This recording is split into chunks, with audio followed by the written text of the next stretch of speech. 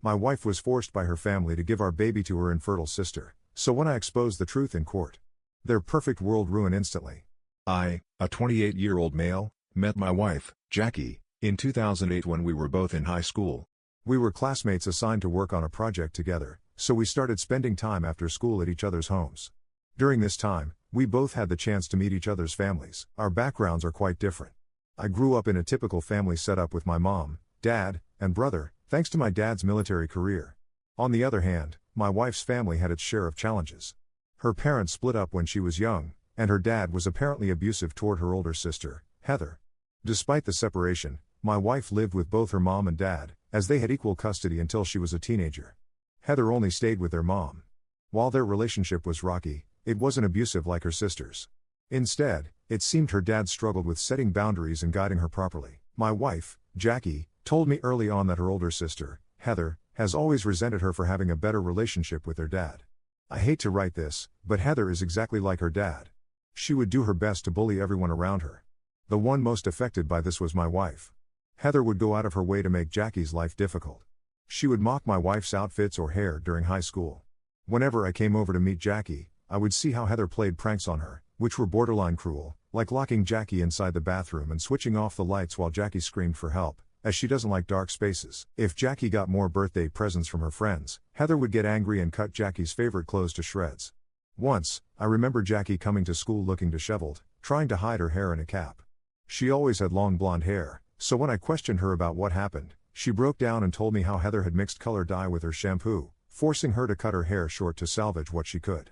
It was heartbreaking to see her like that. Heather's jealousy seemed to know no bounds, and Jackie bore the brunt of it all too often. I couldn't understand how someone could be so cruel to their own sister. It was clear to me that their relationship was toxic, but Jackie always seemed to make excuses for Heather's behavior, saying she was just going through a rough time. I always hoped Jackie would eventually realize her worth and distance herself from Heather's toxicity. Their mother did nothing to help Jackie throughout all of this. My wife was always unfairly compared to her elder sister. According to my wife, her mother always said her eldest sister was prettier, smarter, more talented, more likable, more popular, and just better in every way. My wife, therefore, turned into a desperate overachiever growing up, trying to win her mother's approval. Her mother, Lori, would constantly tell her to improve her grades, even though Jackie was at the top of our class. Lori would harshly punish Jackie if she even got one question wrong. When we were working on our project at her house, Lori would hover over us and try to give her opinion, telling us how she could make our project better, even though we were supposed to do it without our parents' help. Lori would ask me questions like whether Jackie was being a good girl at school or if she was really a smart student. I would feel so uncomfortable because, at that time, I didn't know Jackie well. However, her mother's intrusive questions bothered me. I guess this is when I started to defend Jackie subconsciously. I would tell her mother whenever I came over if Jackie did anything well during class, while Jackie would just blush and smile.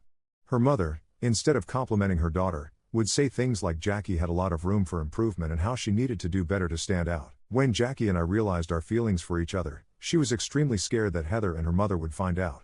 Looking back, I was too young to see just how she was abused. She would try to hide our relationship as much as she could, like not texting me once Lori was back home from work, deleting her messages with me every night, or not holding hands with me for fear that Heather might spot us. When prom was about to happen in a couple of months, I asked her to come with me, but Jackie was afraid to say yes. Being a naive teenage boy, I had enough of her restrictions. I told her quite rudely that if she didn't go with me to prom, I was going to break up with her because I was sick and tired of all this hiding. This reduced Jackie to tears, and she confessed to me about how she was afraid that her mother and Heather would try to ruin our relationship because they tended to take away all good things from her life. I felt really bad at that moment. In the end, Jackie decided to open up about her relationship with her mother. Heather had a huge fit about how Jackie had a boyfriend before her and started yelling at her to break up with me. She would tell her that she was not good enough, so I would break up with her anyway, and it was better for her to do it. This would make Jackie cry a lot, and she was insecure with me for a long time, thinking I might actually leave her because of all this. As you can imagine, Heather and I have never seen eye to eye. It always felt like she couldn't stand me, resenting the idea that anyone could date her sister. She would throw around insults, calling me a loser or stupid for being with someone like Jackie, to try to break us up. She would refuse to give us space if I ever wanted to spend time with Jackie at her place, so Jackie and I started to spend more and more time at my place. My mother has always adored Jackie. She would joke with us about how she had always wanted a daughter but ended up with 2 boys. I didn't mind sharing my mom with Jackie because I could see how much happier and brighter she was at our place. Jackie started coming over more and would even have dinner with us. She became such a constant figure in my home that my brother treated her like his own sister. Also, my dad would get Jackie's favorite strawberry tart whenever he could because Jackie loved the bakery near my dad's workplace. Jackie would sometimes even sleep over. I guess this is when the real trouble started. Lori would scold Jackie for spending all her time at my place and would throw insults at her for spending time with me. Jackie's dad had no issue with this, probably because he was already spending time with another woman by this point, but Lori was adamant that I was a distraction in Jackie's life and ordered Jackie to break things off with me. Jackie refused, and this resulted in a huge fight. When Lori found our messages on Jackie's phone, she broke her phone in anger. She started to mercilessly trash Jackie's room and threatened to remove her door. Heather did nothing but add to the fire by saying how Jackie was probably doing inappropriate things with me and that this was how girls become pregnant. Their fight became so bad that Jackie's dad had to come and pick her up. He helped her pack up her clothes and books so she could move into his place, all while Lori continued to scream a lot of inappropriate things at Jackie, traumatizing her even more. Once Jackie started living with her dad, I think things improved a bit. Now, I will never say that he is the best father because he was abusive toward Heather, but maybe he changed over the years because he was much more patient toward Jackie. He even allowed us to see each other, but with the condition that she should be back home by 8 p.m. He had no issues with Jackie spending time at my place. My mom would even send pies with Jackie to give to her dad, and this is how he got to know my family. When it was time for Jackie to go to college, Lori reached out to Jackie, imploring her to go to a college that was near her so she could continue to see her. I urged Jackie that we could not allow her to do this and that we needed to study at a good university and stay as far away from her as possible. Thankfully, Jackie agreed, and she and I got into the same university, and she qualified for a scholarship. College time was much better for us. My parents would come and see us whenever they could, and Jackie's dad was in constant touch with her. Jackie started to make new friends, and she began to open up more. We could go out and party with our friends without worrying about her mom calling or screaming at us. Obviously, Jackie and I were still working hard and acting our best, but we were just a bit freer. Once, during college, Lori came to visit her. Jackie was stressed throughout the day because she knew what was coming. I don't even know why Lori had come to visit because all she did the whole day was mock Jackie's choice of college and her outfit and comment on how Jackie seemed to have changed and was no longer the respectful daughter she had raised. Lori bragged the entire time about how Heather had finally met a guy who was perfect for her, and they had recently gotten married. This was news to Jackie since she had no idea about this and felt upset about not being invited, even though she and Heather had not talked for a while. Lori compared Heather's guy with me and how he was able to provide Heather with everything, which was ridiculous since I was still in college. However, this affected Jackie a lot, and she was sad for days. I have always felt like Lori knowingly puts Jackie down so that Jackie can continue to work hard toward getting her validation. Even though Jackie could have just cut off her mom, she would tell me how much she missed her and would wonder if things between them would get better in the future. In our third year of college, Jackie and I were going strong when we found out that she was pregnant. She had been having morning sickness for a week, and her period was late. Once we put two and two together, we were ecstatic beyond words. I know, as a college student, it was not the most ideal time, but I didn't mind since Jackie has always been the love of my life, and if things turned out like this, I was ready to step up and support her and our baby. We went to ultrasounds together and were told by the doctor that everything seemed okay. I eventually told my parents, and they were both stunned and happy for us. My dad assured me that I had nothing to worry about, and my mom told me that she would help Jackie and our baby as much as she could. The only issue was that Jackie had to talk to her parents. I knew this was going to be a very difficult conversation since her mother was definitely going to blame her and me, but I encouraged Jackie to talk since this was a necessary conversation before the baby arrived. Jackie decided to go back home and talk to her parents on her own. I begged her not to go alone and that I wanted to be there as well because I was afraid for her safety, but Jackie assured me that she needed to face this alone. That weekend, Jackie went back to her dad's place, where she would eventually call up her mom and ask for a meeting. She had texted me until she reached her dad's place. Now, this is where things get muddy.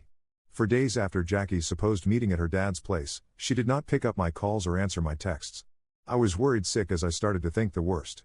2 weeks of incessant calls and messages later, Jackie called me to say that she was dropping out of college. I was stunned, as this was not at all the news I had been waiting to hear. I questioned her as to what had happened, and she told me how her mother was okay with her pregnancy but had insisted that Jackie needed to be a good mother and take a break from the stress of college. She emphasized how the baby could be affected by her constant movement around college and that she could always get back to college next year. I reminded her about her scholarship, but Jackie told me that her parents had discussed and agreed to help her out with her college fees. She also told me that she was afraid of people talking behind her back and judging her for getting pregnant.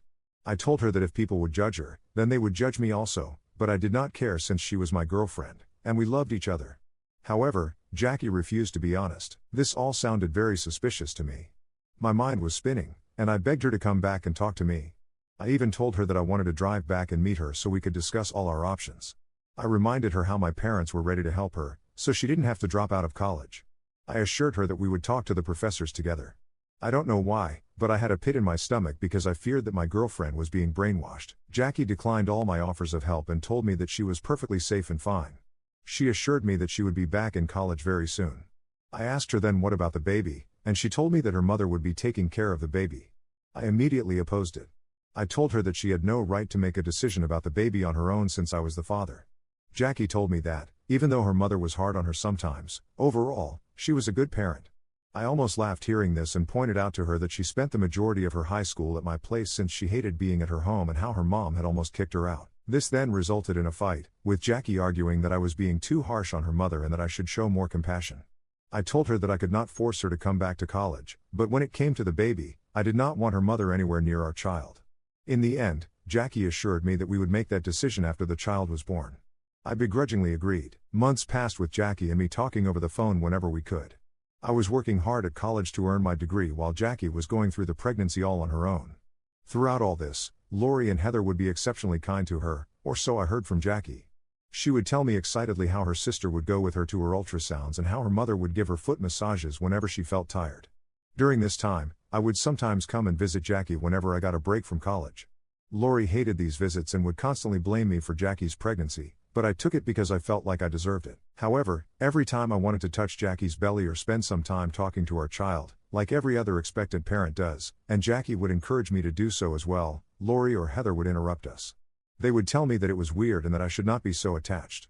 I would question them about what they meant, but they would brush me off. As the delivery date was approaching, Jackie told me how her mother and sister had been convincing her to do a home birth with the presence of a doula. I researched it and firmly told her no since I was afraid of all the things that could go wrong. However, Jackie started to insist that she had met the doula and was really entertaining the idea of a home birth. Looking back, I wish I could have stopped her, but I guess life had other plans for us. On the day Jackie gave birth, I was taking my exams. My phone was on silent, and I was not allowed to check it in the middle of exams. When I got done, I found 8 missed calls from Jackie and a message saying that I needed to come to her immediately. I called her, but no one picked up. I called again, and this is when Heather picked up the phone. I questioned her as to what had happened to Jackie and if she was okay. Heather assured me that Jackie was fine but that I needed to come over. I jumped in my car and drove for 5 hours straight so I could be there for Jackie. Throughout the drive, I kept thinking the worst. When I reached her place, I rushed to see her. Lori and her ex-husband looked grim as they opened the door. I did not even bother with them as I searched for Jackie and found her in her room. Jackie was curled up in her bed and crying. Instinctively, I embraced her, desperately seeking answers about what had happened to our child. However, Jackie continued to cry, unable to find the words to explain. Overwhelmed by the suspense, I pleaded with her to share the truth. Jackie finally took a deep breath and told me, in between sobs, that she had lost our child. I felt like the ground was shaking beneath me, and I could feel my heart break. I started to sob, and Jackie hugged me while I wept for hours on her lap. I kept asking her what happened, and she told me how the baby was declared stillborn as soon as she gave birth. She continued to speak about the reactions of the doula, her mom, and her sister, but I felt like I just could not comprehend anything. I felt like vomiting and rushed to her bathroom. Later, I called my parents to come and pick me up. They had no idea that Jackie had even given birth, so they rushed over once they found out the news. They were as heartbroken as me. My mother hugged me as she and I both cried, and my dad hugged Jackie and assured her that they were there for her. I can't begin to write how painful those days were. I had never really been depressed or suicidal in my life, but I came very close to that during this time. The only good thing was that Jackie and I continued to love each other. We never let each other go. Eventually, I had to return to college, and the next semester, Jackie rejoined college, just like she had told me. For a very long time, I feared getting intimate with her again, as the stillbirth of our child kept haunting me. Looking back now, Jackie never reacted the same as me. I mean, yes, she was crying when I first went to her, but in a few days, she was back to her old self. At that time, I thought maybe it was her coping mechanism. She would go out with friends, drink, or party like nothing bad ever happened. She quickly bounced back, while I was still stuck feeling heartbroken and uneasy. My parents would regularly check up on me. 3 months after Jackie's incident, Heather informed us that she had given birth. I was stunned, as I had no idea that she was even pregnant to begin with. I questioned Jackie, but she told me how Heather had gotten pregnant after she got pregnant, but that she had forgotten to tell me. This was very unusual for Jackie since I have known this girl since we were teenagers. She and I never had any secrets. Throughout her pregnancy, she never once mentioned to me that Heather was pregnant, but Jackie continued to reassure me that pregnancy had made her very forgetful and that it happens to a lot of women. In the end, even though I was suspicious, I let it go. Now, it's been 3 years since Jackie and I graduated college and got married. Since I graduated before her, I secured a job first, which helped me save up money so we could move into our rented place when she graduated. Both of us have great jobs and equally contribute to the rent and the bills. Since we felt secure and settled, I finally proposed to her this year. Everyone congratulated us. By this time, Lori and my relationship had also improved, and she no longer mocked me. We were going to have a traditional church wedding. When we went to talk to our priest about our vows, he emphasized how couples should have no secrets and that we should come clean to each other before our marriage, otherwise, it would be a sin and betrayal in the eyes of God. After that day, I noticed that Jackie had been very jumpy. She asked me if I had something to confess to her, but I laughed. I had never hidden anything from her. When I questioned her the same, she got offended and told me how I could even suspect her and that I should have more confidence in her if I was going to marry her. Her reaction surprised me since I thought we were just joking around, but I decided not to push it further. However, Jackie remained unusually quiet and distracted throughout our wedding process. Now, I have seen some brides get over the top when it comes to wedding planning, but Jackie looked like she could not even be bothered. When my mother excitedly wanted to go dress shopping with her, she told my mother that she could just pick out a dress for her since she had no preference. Jackie showed no interest in guest lists or centerpieces. Thankfully, my parents stepped up for us and helped me in planning everything. Jackie seemed to be completely out of it. I even questioned her if she had cold feet, but then she got emotional and assured me that she had no doubt in her head that she was going to be my wife. On the day of my wedding, while my friends and I partied during the reception and had a good time, Jackie seemed unusually quiet, and I could see her forcefully smiling and talking to the guests. I finally met Heather's child during the wedding, and her daughter had the same blue eyes as Heather and Jackie. I hugged her and almost felt emotional, thinking about how Jackie and I had lost our child. Heather congratulated me and quickly rushed her daughter away to eat and mingle with other guests. During the celebration, I once found Jackie furiously arguing with her mom in hushed tones, but they went quiet when I approached them. I guess this is when alarm bells in my head went off. Later, during the honeymoon, Jackie continued to look sad. I knew something was bothering her, and I could not take it anymore. I told her that she needed to tell me whatever it was that was on her mind, but Jackie tried to dodge the question. I remained firm and refused to let her get away this time and told her how suspicious her behavior had been for the past couple of weeks. I told her that she could tell me whatever it was because if she didn't, I would just think the worst of her. Jackie laughed dryly and told me that I could not even come close to imagining what she had done. Hearing this, I felt a sinking feeling in the pit of my stomach.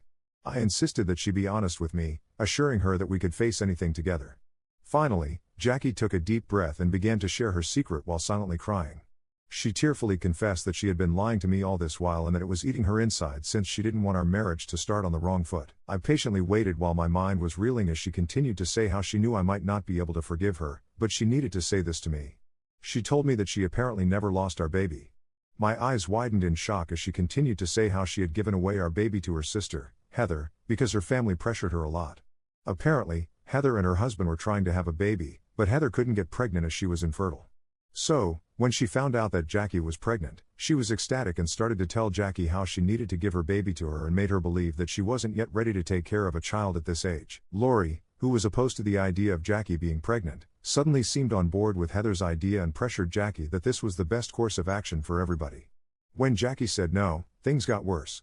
Her mom and sister started yelling at her that she was being stupid and selfish and that Heather could give the child everything that she could never give, as she was still a broke college student.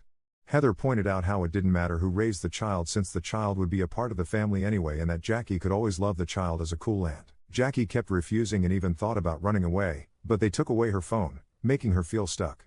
Even her dad got involved and threatened to kick her out while she was still pregnant. Her mom kept saying that giving the baby to Heather wasn't a big deal and that she should do this for her infertile sister. She assured her that this would make them love her even more. I was stunned into silence as Jackie kept trying to explain herself and justify her actions. I felt like I was in a daze, and I suddenly felt repulsed by her. I just walked out of the room as I could not stand to be near her. As I'm writing this on Reddit, I'm shaking with anger while my wife continues to call me desperately. I don't want to talk to her because I'm so angry by what she has done. She gave away my daughter to her infertile sister and hid this fact for so long. I can't believe that I met my daughter at the wedding, and Heather acted like she was her child. I'm going to make sure my wife, her sister, and her entire family pay for what they have done. However, I just took my marriage vows a few days ago, and I was raised thinking that I should never abandon my family and that things can always be worked out. So, if I leave my wife and pursue this legally so I can get back my daughter, will my wife be in trouble? I don't know what to think. I feel numb. Please help me. Strangers have been reaching out to me to ask if this is really true and to offer their sympathies. I am sorry to say that this is true, and I am an utter fool who got played by my wife and her family. How could I be this stupid? I've gone through all your comments, and believe me, I blame myself more than you can blame me. I have cried for hours and hours. My daughter is 4 and has been living a lie, just like me. I went back to my room and packed all my things so I could fly back home. Jackie continued to beg me not to leave her and even went down on her knees, but I was done. I don't know how, but all the love and adoration I had for her for years seemed to have drained. I felt disgusted and betrayed. I'm currently at my parents' place, and they are as shocked as me to find out the news. My parents are ready to go up in arms against Jackie's parents. I will be contacting a lawyer who can help me out with all this. Let me get my head straight and find out all my options. It's been 2 months. I know it's been a while, but going to court every day has kept me busy. First of all, to answer the multiple questions, no, I'm no longer married to Jackie. My lawyer helped us annul the marriage on the grounds of irreconcilable differences, and I explained to the judge how my wife had given our child to her infertile sister, so I no longer wanted to continue being married to her. The judge did a double take and asked me if she heard right. Anyone who hears my story is shocked and keeps asking me to repeat it since no one can believe how a mother can be this cruel. Jackie, for her part, has continued to play the part of a grieving ex-wife. A lot of you pointed out to me that if Jackie had really wanted, she could have fought for the baby a long time ago, yet she continued to stay silent and let me suffer, thinking we had lost our baby. She clearly loved her sister and her mother more than me. I don't care about love, but she had the audacity to give away my daughter and made me believe that she had a stillbirth. I have been visiting the court every day with my lawyer and trying to prove this in court. The first thing the judge ordered was a paternity test to check whether I was really her father. Heather's lawyer fought valiantly but had to give in when it was declared that I was, in fact, the father of the child. All hell broke loose. I felt like putting my hands on Heather while she and Lori continued to cry silently, as if they were the ones who had been wronged. Jackie sat in the courtroom, looking devastated. The judge ordered that a full investigation be conducted into the circumstances surrounding the relinquishing of the child to Heather. Since it has now been proven that I am indeed the father, my lawyer has told me how Jackie's actions were not only emotionally distressing but also legally questionable, and that she could end up in prison. I honestly hope she does because, as a father, I don't want any other man to face this nightmare. No parent has the right to just give away their child, and I hope my case serves as an example to anyone who even thinks about doing this. In the weeks that followed, the legal proceedings took a significant turn. Testimonies were heard, documents were presented, and the truth began to emerge. It was revealed that Jackie had been coerced and pressured by her family, particularly her mother and sister, to surrender our child to Heather. Heather's lawyer, attempting to defend their actions, argued that they genuinely believed Jackie wasn't ready to be a mother and that giving the baby to Heather was in the child's best interest. He also argued that the child should not be displaced from her home and that it would be best for Heather to continue to be her mother. However, the judge wasn't swayed and emphasized the importance of respecting the rights of both parents. Based on the evidence presented and the judge's decision to prioritize the best interests of the child, custody was granted to me, and legal action was initiated against Heather and Jackie. The court found grounds to press charges related to coercion, manipulation, and potential violations of family and child welfare laws. As a result, both Heather and Jackie have been arrested. The charges include actions that led to the emotional distress of both parents, the coercion of Jackie into giving up the child, and potential violations of parental rights. The court also ruled that Lori and Jackie's dad go for mandatory counseling since they had encouraged their daughters to do this, although Heather was the one who had actually come up with the idea and executed it. Heather's husband was largely unaware of the coercion and manipulation orchestrated by Heather and Lori and had been living thinking that Jackie had never wanted her daughter. I really felt bad for the guy, as he cried a lot when it was time for him to separate from Amber. Due to his limited involvement, the legal consequences for him involved paying a heavy fine and community service. The judge warned all of them to stay away from me and Amber, otherwise, their next legal consequences would be much worse. When the ruling was done, I had tears of joy running down my face. I could not believe that I had finally won custody to be with my daughter. The legal system had worked to hold Jackie and Heather accountable. Lori was crying and screaming as she watched her 2 daughters be escorted out of court in handcuffs. I felt really bad when I saw Jackie's face and the regret on her face, but I reminded myself that she was no longer the woman I had fallen in love with. Since the court ruling, my daughter, who is named Amber, has been staying with me and my parents. A social worker came to drop her off, and we were informed that they would continue to visit us for a few months until they felt confident that Amber was comfortable living with us. I won't lie, I cried and hugged my daughter for hours as she looked confused. Later, my parents showed Amber her new room, and she excitedly jumped up and down on her bed. For a few days, I could not even believe that my daughter was alive and that I finally had her after months of fights in court. Every time I see her, I just want to hug her and never let her go. The first few weeks were difficult with Amber, as she missed her mommy, but we have been going to a therapist, where I gently showed her pictures of Jackie and me when she was pregnant and told her that I was actually her dad and how she had been taken away from me. Amber took some time to digest the news, but the therapist has assured us that she will eventually warm up to us, and we should give her time. I bond with my daughter, take her to the park every weekend, and we play games, draw, and just spend quality time together. Slowly but surely, I see Amber opening up, her laughter becoming more frequent, and her trust in me growing. The social worker visits have been positive, with each passing visit affirming that Amber is adjusting well to her new environment. The initial confusion and sadness are gradually giving way to the joy of creating new memories together. My parents have been incredible pillars of support, providing love and stability for Amber during this transitional period. As we navigate this journey of healing, I am grateful for all support I have received. The wounds from the past are gradually healing, and I would like to move forward in my life.